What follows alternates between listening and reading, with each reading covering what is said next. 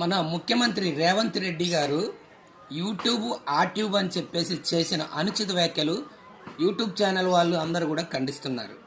YouTube channel వల్లనే మీ కాంగ్రెస్ ప్రభుత్వం ఫామ్లోకి వచ్చిన సంగతి మీకు తెలుసు. గతంలో ఉన్న టీఆర్ఎస్, బీఆర్ఎస్, గులాబీ కారు గుర్తు నీచులు ఎంతమంది జర్నలిస్టులను వేధించారు, ఎంతమంది యూట్యూబ్ ఛానల్ మీద అక్రమ కేసులు పెట్టారు, ఎంతమంది యూట్యూబ్ ఛానల్ మీద ఉక్కుపాదం మోపారు. అటువంటి అన్నీ కూడా మేము ఎదుర్కొని తట్టుకొని ఒక రఘు గంజి లాంటి వాళ్ళు కానీ, తీర్మాన్ మల్లన్న లాంటి వాళ్ళు కానీ, విఠల్ లాంటి వాళ్ళు కానీ, ఇంకొకరు లాంటి అన్నం చిన్ని లాంటి వాళ్ళు కానీ ఎంతోమంది ఈ రోజు నిన్ను ఫామ్లో తేటానికి ఎంతో కష్టపడ్డారు. మాలాంటి కేసులు పాలైన వాళ్ళని గుర్తించండి.